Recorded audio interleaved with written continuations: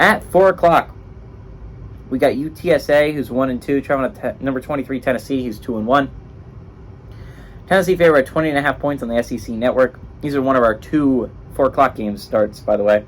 Frank Harris for the Roadrunners gone 47-73, gone for 423 yards, 2 touchdowns and 3 interceptions. Kavorian Barnes at 51 carries for 245 yards and a touchdown. And Joshua Cephas has had 24 catches for 247 yards and 2 touchdowns. Joe Milton III for Tennessee has gone 62-97, thrown for 716 yards, 6 touchdowns, 1 interception. Jalen Wright has had 41 carries for 296 yards. And Brew McCoy's had 12 catches for 166 yards and a touchdown.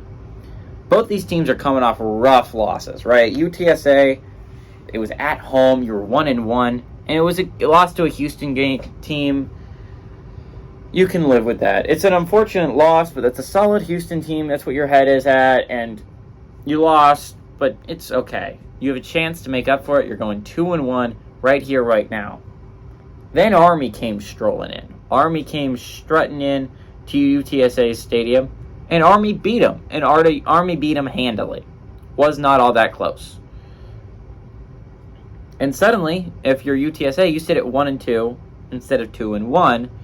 And sure, you haven't lost any AAC games yet, but your confidence, you fall to 1-3, is going to be very compromised. I mean, you're playing in the American. You have a shot. There's good teams in the American, but you definitely could be a contender. But you're going to Tennessee, right? Tennessee's coming off a hard week, too. They went down to the swamp, baby. That's what happens when you come down to the swamp. You get chomped. But Tennessee came down to the swamp, and they were cocky. They were number 11 in the nation. They're playing an unranked Florida team that's only 1-1. They got beaten. They got beaten by the better football team, too. Florida outplayed them from start to finish. And Joe Milton looked weak, right? Like, he has a cannon of an arm. He has a nice deep ball. But if you were at the game, or if you're watching the game on television, there were many opportunities where he decided to take a shot downfield. On the interception's a big one. Because if you rewatch that interception, there's a man cutting wide open across the middle. If you throw it across the middle, it is a 20, 30-yard gain for Joe Milton in the Tennessee offense.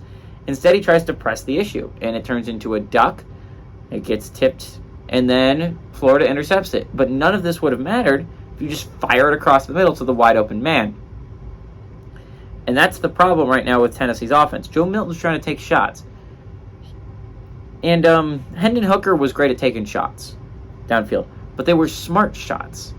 And he didn't have the cannon of an arm that Joe Milton did, but he was a smart player. He was a smart quarterback, and he would hit the underneath guys.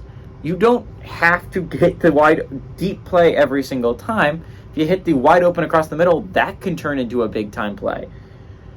This is a big bounce game for Tennessee. Obviously, they're going to be missing one of their defensive players in the first half because of the targeting call at the end of the Florida game. But I like Tennessee to win and cover at home. I'm going to be honest. UTSA looks like it's kind of struggling right now. If this was a 2-1 or 3-0 or even 2-1 UTSA team, I might consider picking them to cover. But they're really floundering right now. They're not playing their greatest football. I kind of like Tennessee at home to win and cover.